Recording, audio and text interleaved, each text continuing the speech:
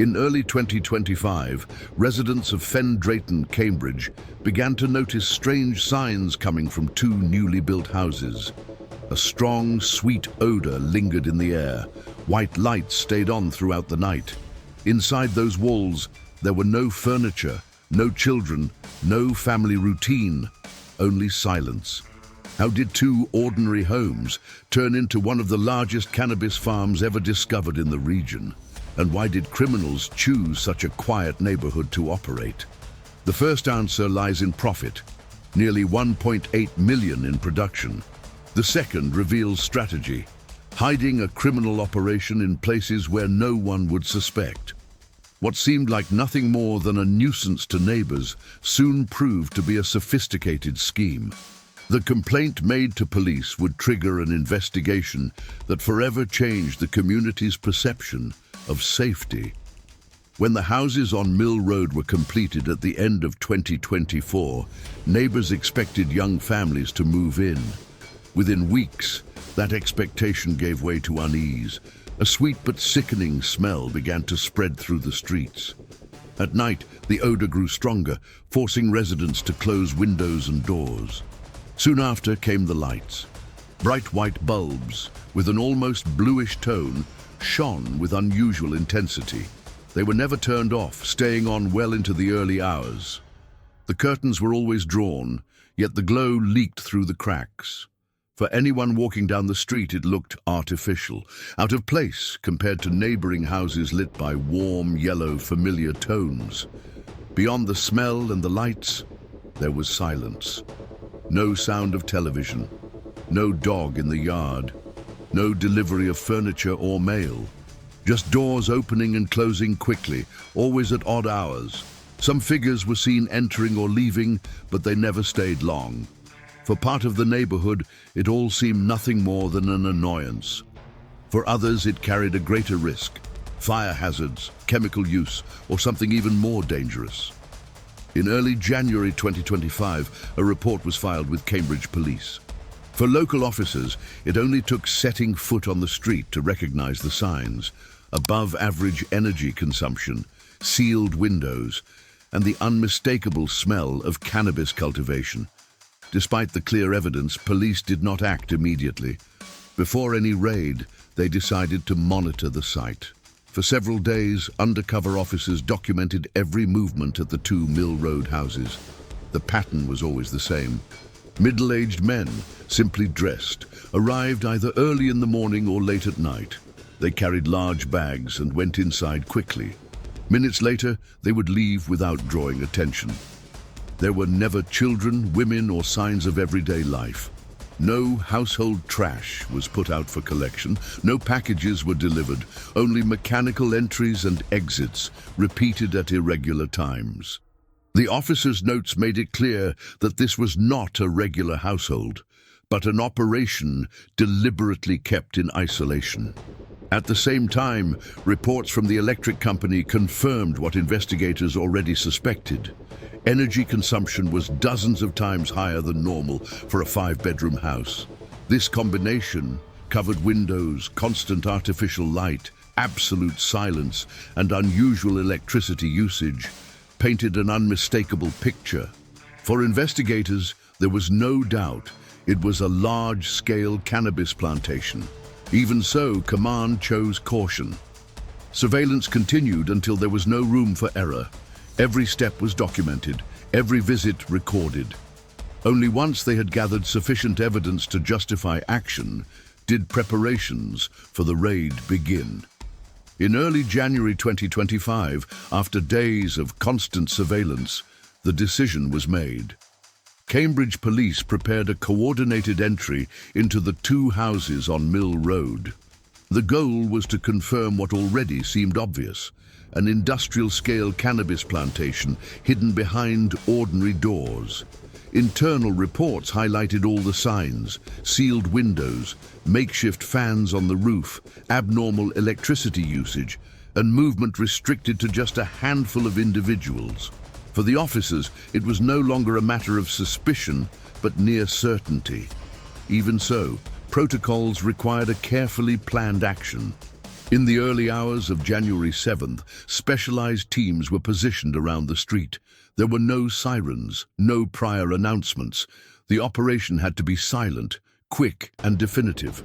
Undercover officers covered side exits and backyards, while forced entry units prepared to break down the main doors.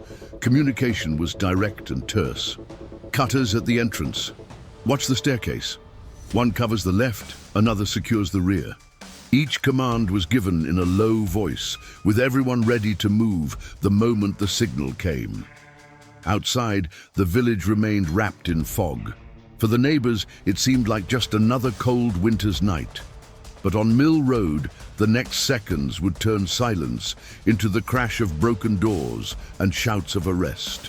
In the early hours of January 7, 2025, the silence of Mill Road was shattered by the metallic sound of breaching tools.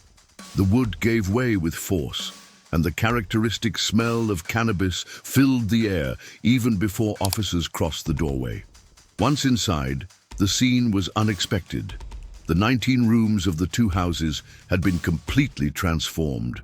There was no furniture, no paintings, no sign of ordinary life. In every space, rows of cannabis plants grew under bluish LED lights, with fans and exhaust systems running non-stop.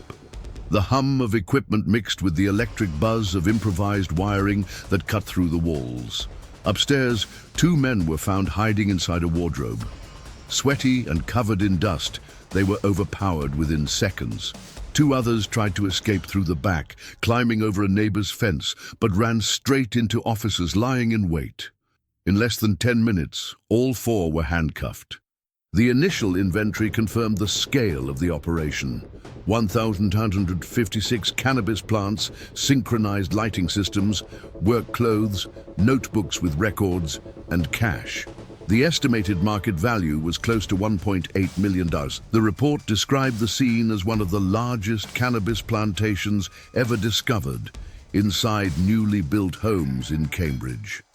What had begun as simple neighborly suspicion now revealed itself as a carefully disguised multi-million-pound operation. With the suspects in custody, the police's priority was to document every detail inside the houses. Forensic teams moved through the rooms, photographing equipment, plants, and notes. The smell of dampness and fertilizer was so strong that some officers wore masks to withstand the stifling environment. The walls had been drilled to pass cables through. Interior doors had been removed to create more space. Electronic timers controlled light cycles to simulate ideal growing conditions. On the floor, open bags of soil and fertilizer showed the intensity of the work carried out. Cell phones, notebooks with dates and values, and clothes impregnated with resin were collected. Every item was bagged and catalogued as evidence. Specialists highlighted that this was no amateur setup. The way electrical and water systems had been adapted showed clear technical knowledge. The official inventory listed 1,856 plants, industrial fans, air filters, irrigation equipment, as well as cash found in backpacks. The calculated value reinforced the impact, nearly 1.8 million in potential production. The final report described the case as a clear example of the new criminal trend in the UK, using newly built properties as fronts for large-scale operations. What had once appeared to be luxury residences was, in reality, an agricultural laboratory for drug trafficking. News of the raid spread quickly through Fen Drayton. For many residents, the revelation was a shock. The newly built homes, once seen as a promise of renewal for the village, had concealed a multi-million-pound drug operation. Local newspapers reported on the case the very next morning.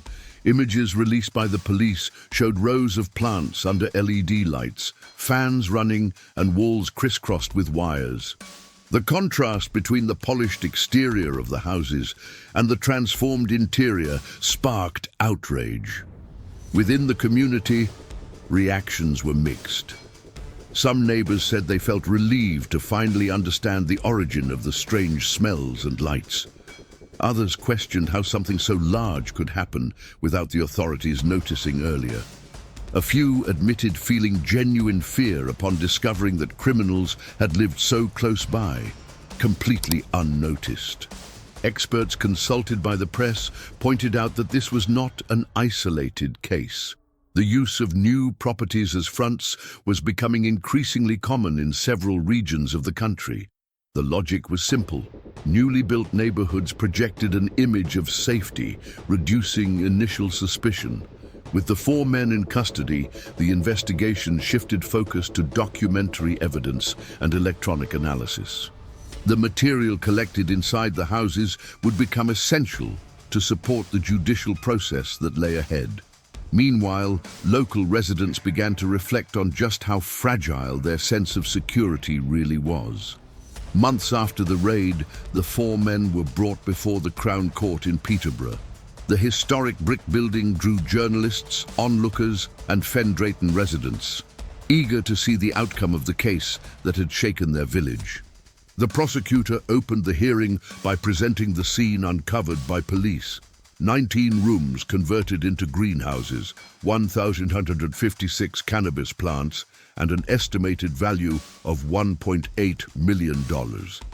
He highlighted the adapted electrical systems, the soundproofing, and the use of newly built homes as a facade, evidence that this was not improvised, but carefully planned. In the dock, Tao Huang, 44, and Ban Huang, 50, remained silent. Both pleaded guilty early on, hoping for reduced sentences. Meanwhile, Nam Nuan, 21, and Pa Nuan, 39, denied any involvement. They claimed they were only visiting acquaintances and had no knowledge of the plantation. The evidence, however, told a different story. Fingerprints were found on equipment, clothes stained with resin, phone records, and traffic camera images, confirming the defendants' routine presence in the houses. Each detail strengthened the prosecution's case that they were active participants in the operation. For the community in attendance, hearing the official description of the plantation in a courtroom emphasized the true scale of what had happened. The case was no longer just about a police raid. It was the trial of one of the largest drug operations hidden inside newly built homes in the region. During the trial, defense strategies varied. Lawyers for Tao and Ban argued that the two had admitted guilt from the beginning and cooperated with authorities. Their aim was to secure a lighter sentence, stressing that no violence was involved and neither had serious prior offenses. Nam and Pa, however, tried to maintain their innocence. They claimed they did not live in the houses and that their presence on the day of the raid was purely coincidental. They insisted they had no knowledge that the residences contained an industrial cannabis plantation. Those arguments quickly collapsed. Both had fingerprints on fans and cultivation tools.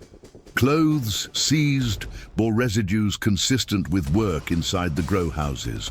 Moreover, surveillance footage and phone logs proved they frequented the properties at regular intervals typical of caretakers.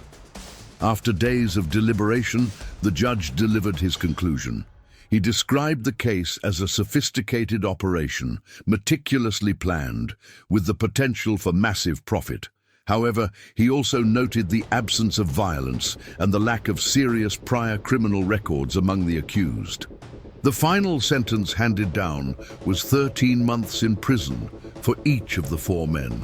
The decision caught many by surprise, as longer sentences had been widely expected. For others, it reflected a balance between the seriousness of the crime and the individual circumstances of those involved. When the judge announced 13 months in prison for each defendant, the courtroom fell silent. Soon after, reactions diverged. For some, the sentence seemed too lenient considering the scale of the operation, valued at nearly $1.8 million. For others, the decision reflected the fact that no violence had been involved. Local newspapers highlighted the community's surprise. Headlines spoke of a light sentence and a failure in the fight against drugs. Residents' comments echoed a sense of insecurity. If an operation of such magnitude resulted in barely more than a year in prison, what message would that send to other criminal groups? Criminal justice experts reminded the public that UK law seeks to balance punishment with context. The judge had considered mitigating factors, such as the lack of serious criminal history and the partial cooperation of two defendants. Even so, the general perception was that the penalty did not match the social impact of the discovery. In the village, the news spread quickly. For many neighbours, relief at seeing those responsible convicted mixed with frustration over the short prison terms. Some feared the men would return to the same practices once released. The case left an open question. How prepared was the law to deal with increasingly sophisticated operations in seemingly safe neighbourhoods? The discovery in Fen Drayton did not end with the sentencing. The case exposed a shift in the way cannabis gangs operated. Instead of seeking out abandoned warehouses or old factories, groups had begun using newly built homes as cover. For the authorities, this represented a challenge. Planned, quiet neighborhoods, normally seen as safe, had become the perfect setting to conceal multi-million-pound operations. The disguise worked because neighbors rarely suspected newly finished houses that stayed closed for months. After the case gained national attention, nearby villages around Cambridge began to file more reports. Residents started paying attention to details that previously might have been ignored. Curtains always closed, unusually bright lights shining through the night, abnormal electricity use. The Fen Drayton case reinforced the importance of community participation as the first line of alert. Police, in turn, revised their monitoring protocols. Utility reports and consumption patterns began to receive greater scrutiny. Small signs, persistent odors, a lack of normal household activity in new homes were added to preventive investigation checklists. Thus, the episode marked more than just Fen Drayton. It reshaped how both law enforcement and communities viewed this type of crime. What once seemed confined to marginal or abandoned areas was now infiltrating planned neighborhoods, altering the perception of safety across the region.